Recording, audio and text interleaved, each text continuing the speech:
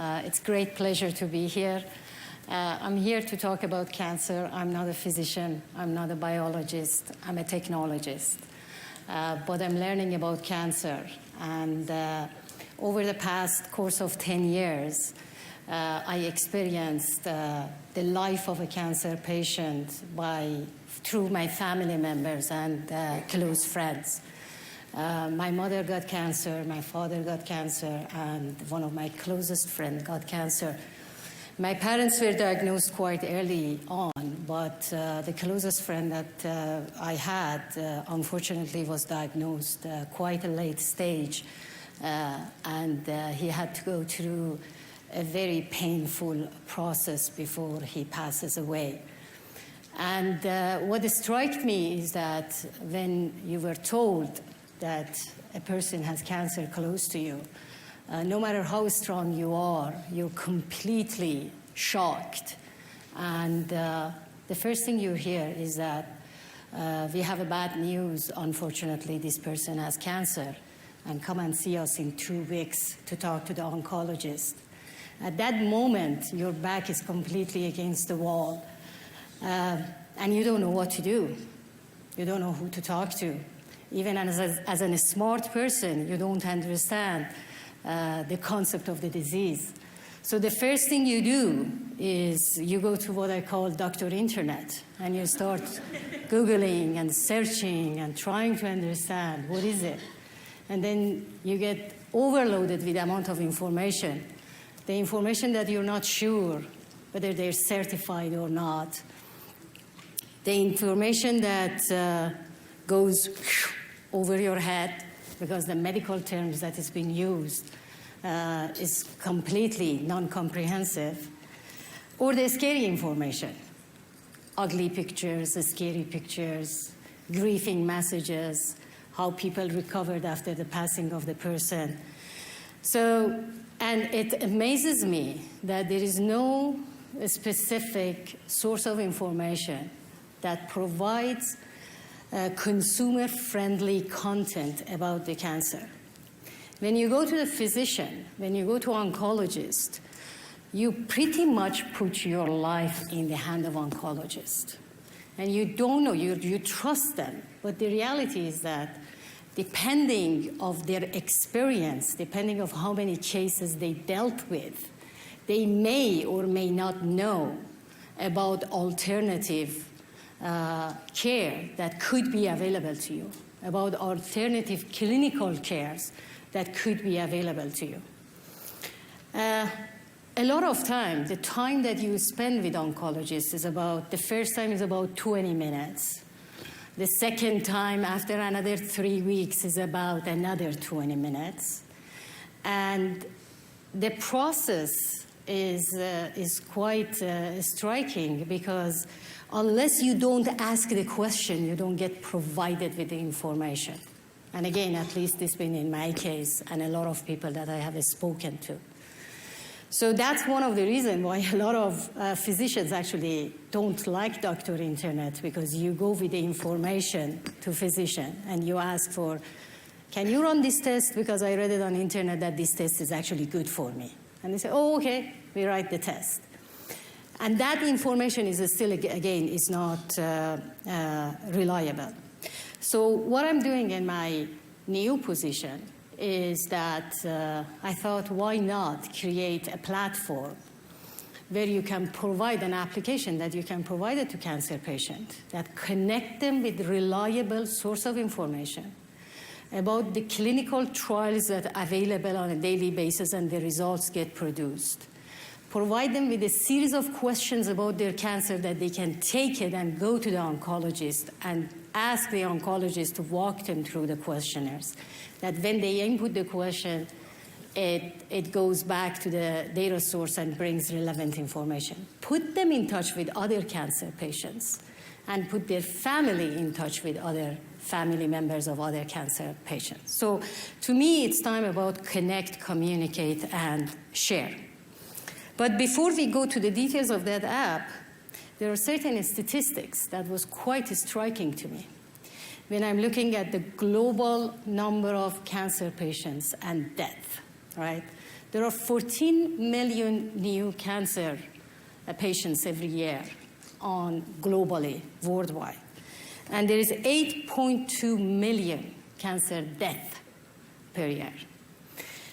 In 2030, we're going to have 22 million cancer patients every year.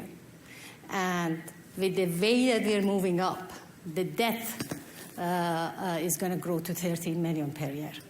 Now, when you look at global issue, the developing country like Africa, Asia, are having 70% of the worldwide death of cancer.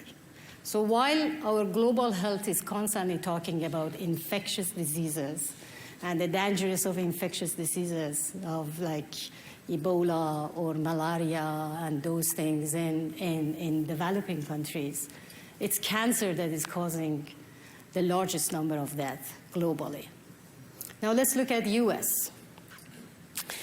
If you look at the last 30 years and the number of deaths, for instance, let's compare it with heart disease. We see that the heart disease, the death from heart disease from the last 30 years have decreased tremendously. But the dotted line shows in men and women, but the dotted line shows that the last 30 years, the death from cancer has actually remained pretty much the same. And with the statistics that we go, it's now proven that basically within our lifetime, 1 out of every 2 men will get cancer, and 1 out of every 3 women will get cancer. That's a staggering data, especially if you combine it with the death rate that we're going to experience. Let's compare that with HIV. Again, over the last 30 years, since the HIV appeared since 1975 to 2006 only. So 1.6 million new cases in 2015 compared to 50,000 new cases of AIDS in 2015. 1,600 people die from cancer every day versus 38 people die from AIDS. Again, between 1975 to 2006, we actually reduced the death rate of AIDS tremendously, 94% versus cancer. So cancer is a death sentence. There are only 3,000 inmates in death rate, but there is 1,600 death rates per day from cancer. There is only 80 deaths per 10,000 diabetic patients versus 200 deaths per 10,000 cancer patients. The cost of cancer treatment in US, again, between outpatient cost versus inpatient versus prescription cost. The prescription is mainly smaller than the cost of care that we provide to the patients. $207 billion is inpatient stay. And that $207 million is mainly the last 3 weeks of patient being in hospice, waiting for his or her death. And it's painful because the patient is constantly going through, I'm dying. Why don't you kill me sooner? Why don't you let me take my life? I witnessed that. You know, that they say, just get me the dosage, I'll do it myself, and let me get over with it, and put myself out of agony, and put my family and friends out of agony. Now, $2.28 billion cost of medicine, which mainly is about the chemotherapy, right?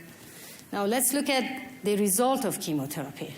This is on the A section. This is a 30-year-old man who was diagnosed with melanoma. And they did the chemotherapy, and the chemo obviously showed a fantastic result. It's gone. The melanoma is gone.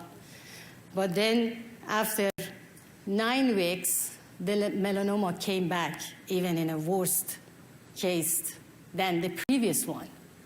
So it took 9 years to discover the drug of chemotherapy. It took 9 weeks to get the recurrence of cancer. And that's part of the $22 billion cost of drug in US.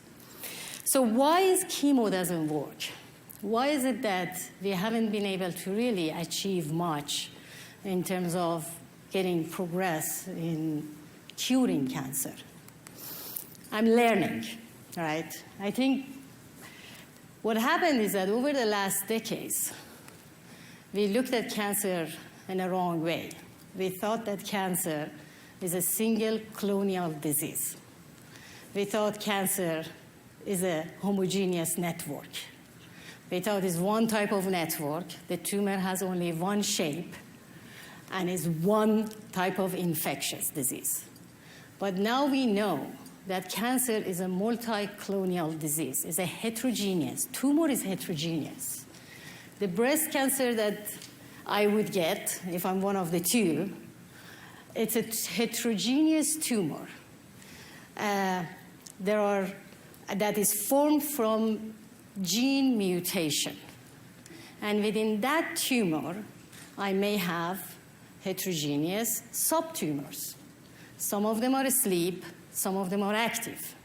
And it's heterogeneous within my body, and it's unique to my body, and it's different from other tumors that get created alongside of that breast cancer. So when it spreads out, the other tumor that gets created are again of different types, and they are heterogeneous as well.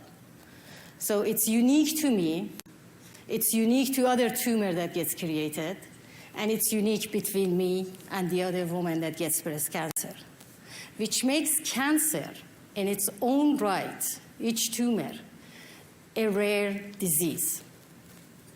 It's a rare disease. And when we nuke it all, when we go and basically put a chemo in the person's body, a lot of time we may be awaking other subtumors that actually were asleep. And what we're doing, the same way that they now say do not take pills because the superbug and our body is now resistant to cold medicine and things like that, we actually may be creating a resistance to the drug. Therefore, a lot of time the recurrence is worse than the first tumor that was created. And they don't respond to the same drug anymore. And what we're also doing, we're actually killing the good cell and the bad cell. We're actually reducing the immune system of the body to fight with the cancer. So what can be done?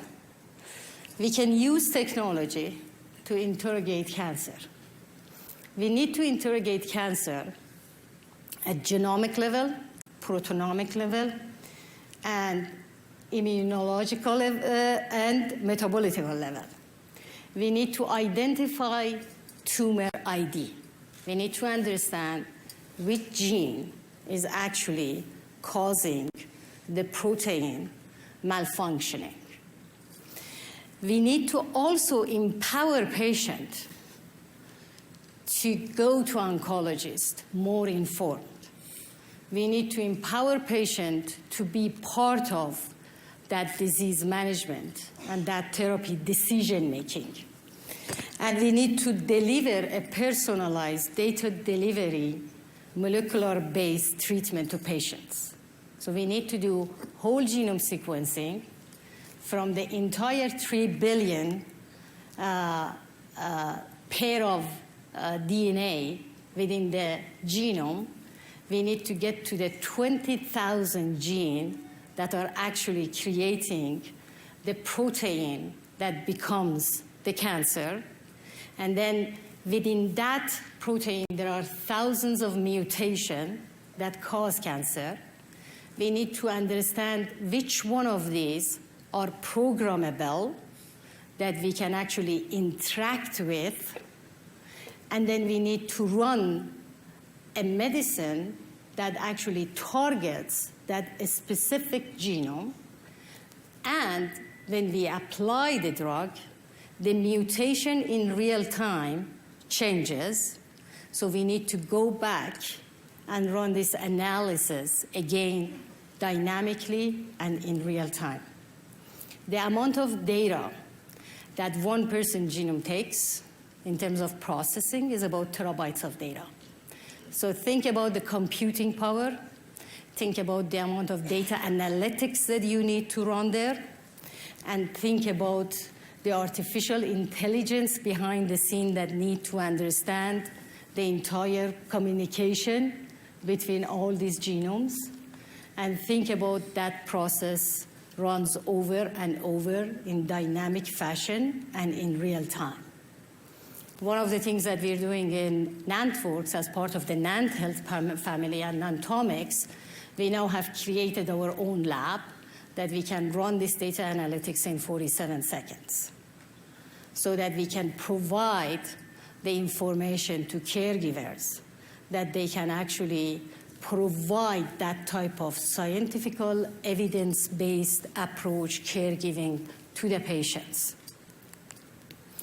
And the process is about getting a very, very, very thin slice of tissue, basically monitoring that tissue, converting that tissue to the liquid specimen, and now run the analytics through that liquid specimen and analyzing it for its 3 billion genomes, which is about 6 feet in length, and again, it's 3 billion pair of data.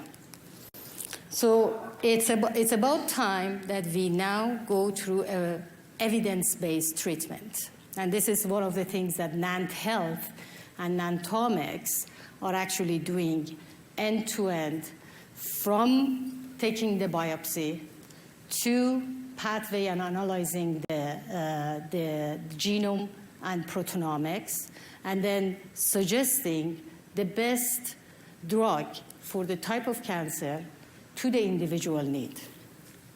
We also have the largest database of clinical trials that is now available to oncologists that they can basically look into the latest clinical trial around the world based on the type of cancer that the individual has. And that system is already integrated with a lot of insurance companies, payers, that they can get the approval of the insurance company for the patient very quickly. Now, one of the things that I wanted to touch on is this concept of natural killer cell. So now we have identified that the best drug for treating cancer is actually our own antibody. So that's the concept of killer cell. We all have killer cell inside our body floating. That's what's fighting bacteria. That's what's fighting viruses.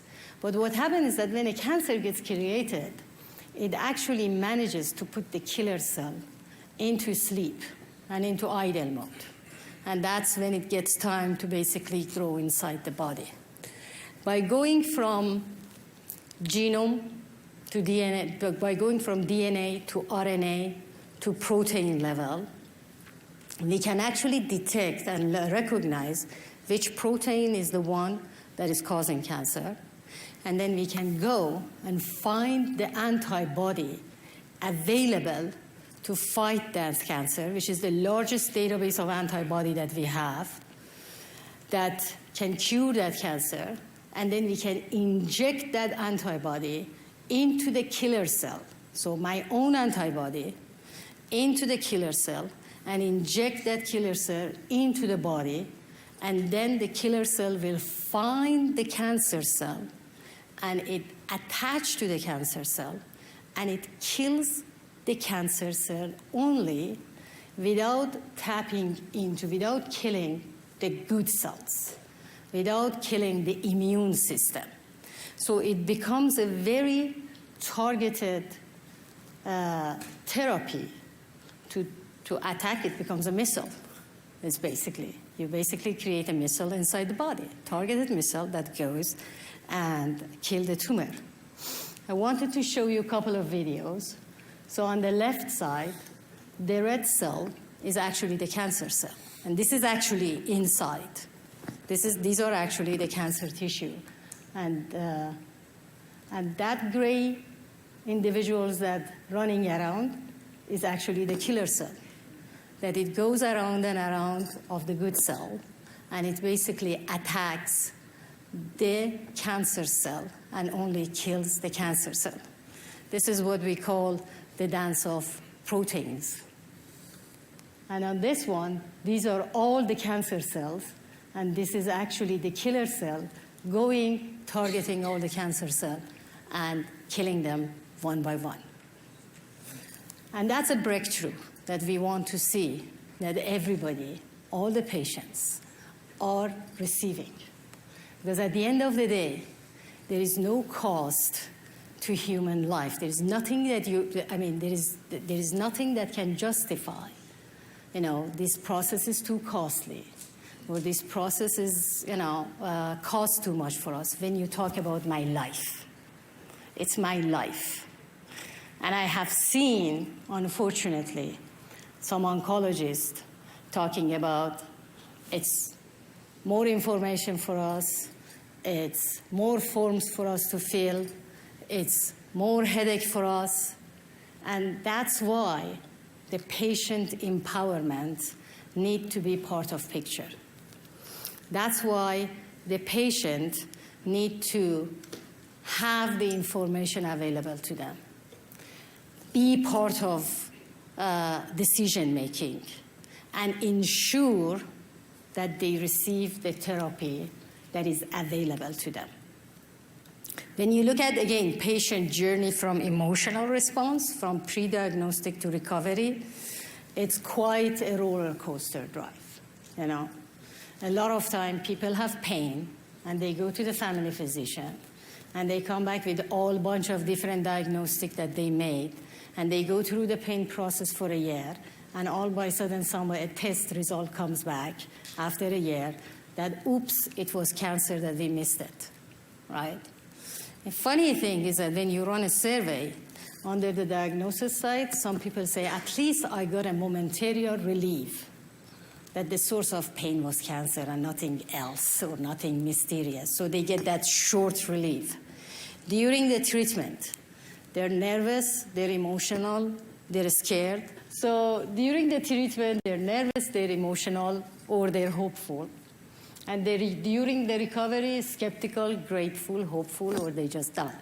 That's the last 2 to 3 weeks of a patient basically going through the pain management and waiting for its time to come. Again, I've been through it, and I hope nobody goes through it. So the other thing is about boosting immune system and self-care. We now know that toxic has direct correlation with cancer. So the food that we eat, the exercise that we make are actually quite important. One of the other applications that we're working on is what we call Calio in the center, where it has the very simple voice interface and barcode reader that you can pretty much talk to it. I encourage you guys to download it. We're running a beta, and a little bit of a self-promotion. We're running a beta, and we're going to enhance this interface on the next version. But it's basically a matter of, it's not about dieting or losing weight necessarily or counting calories, but it's about being able to manage a healthy and balanced lifestyle by picking and choosing the right food for yourself and for your family. There are basically ideas around massage therapy and yoga and meditation being helpful to patients during the time that they go through cancer. And post-diagnostic need for information, again, patients' desire for information and news is quite important. Patients become part of decision-making is quite important. And the most important thing, again, is the content, the information that are friendly to consumer, to the patient, that they can understand the type of cancer that they have, the variation of the cancer that they have. Being able, I mean, you go to the oncologist, you come back home. That's when you start thinking and asking questions. Shoot, I should have asked my doctor this. I should have asked my doctor that. And depending on where you live, and yesterday we were talking about Bitcoin and closed network of banking system. And I made a joke and I say, if you guys think banking system is closed network, let's take a look at our healthcare system. The fact that doctors sometimes they can't share information with each other. The fact that doctors sometimes they can't even give you your own health record. You can't even have, I always say I can check into any bank and I can pull out my information. I can wire transfer money from one source to another source. Why can't I wire transfer my health information from one doctor to another doctor? Why can't I have just pick up my phone, log in, and my information is there? Because today my information is locked to the provider. And when I move, I go through hassle to get that information. When I travel outside country and I'm diagnosed with a disease or anything, the healthcare that I'm going to, the emergency response team that I go to doesn't have access to my healthcare. Why can't I just open my app and say, here it is? Why can't I click and say, I authorize you and I'm going to email it to you? Oh, no, we can't do that. And it's crazy. It's something that I'm very personally passionate about, to empower patients to own their own healthcare. Health information. I'm the one who should own my health information, not the insurance company.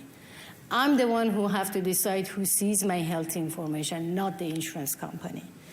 The doctor is the one who have to sign the release in order for me to give them information, not vice versa.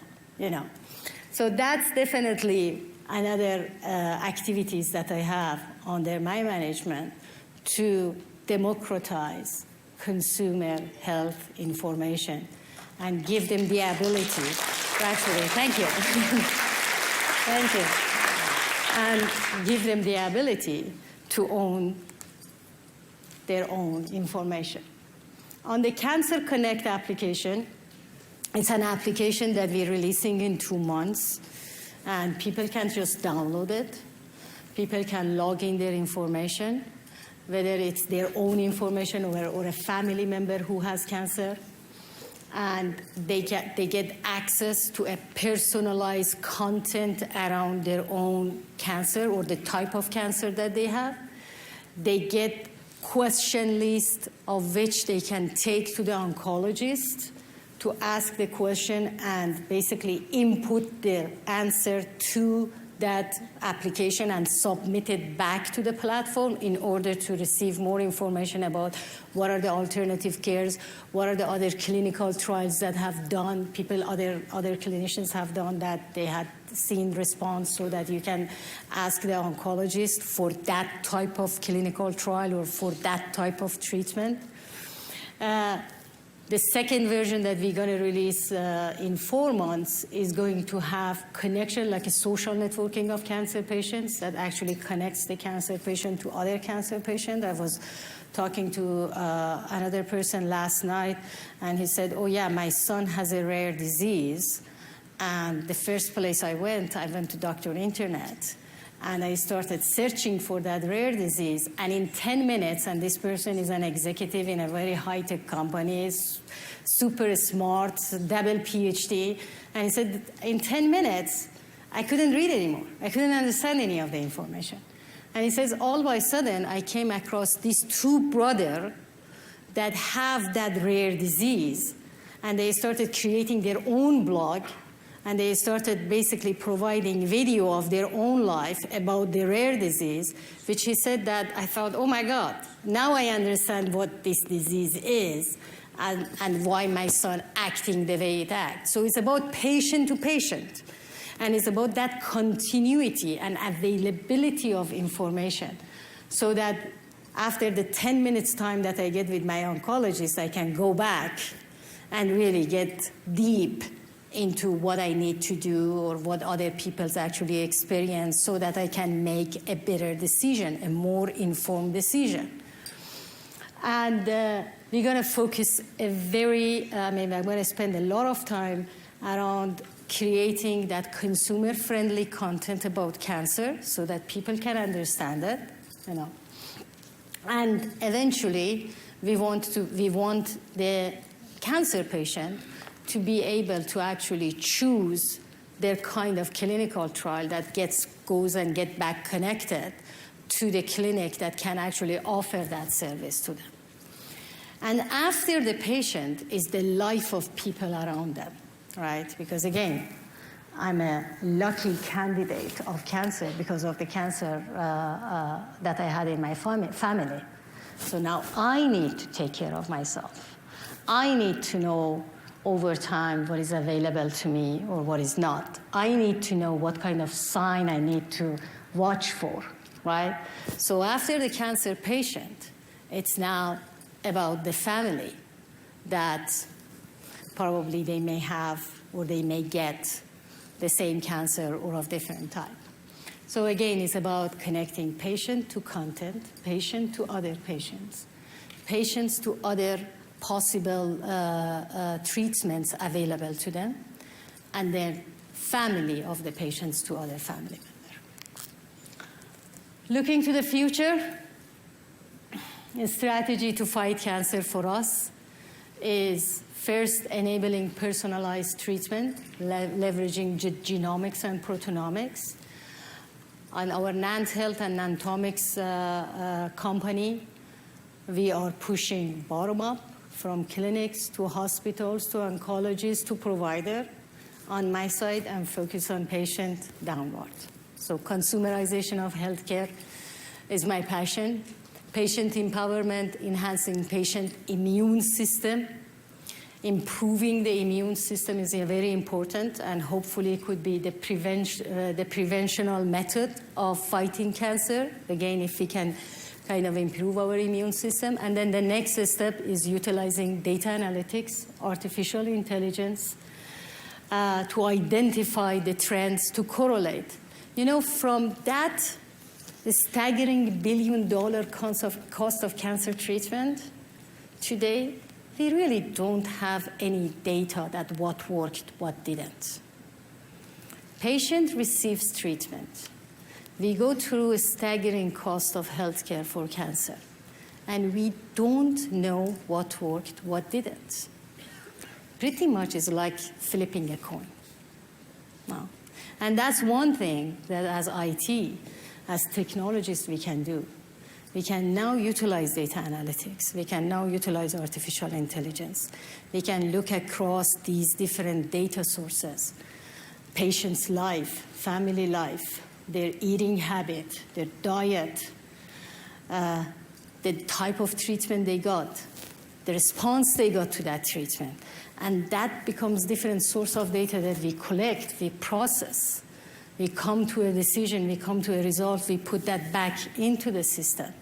And constantly, in real time and in a dynamic way, we process that information in order to hopefully reduce the number of deaths from cancer. So optimizing the path to prevention and having multidisciplinary approach, bringing technologies and expertise together, to work together. Technologists may not accept oncologists, oncologists may not accept technologists. But it's human life.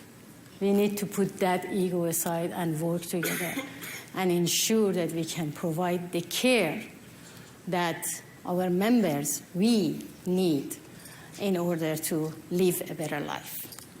That's about it.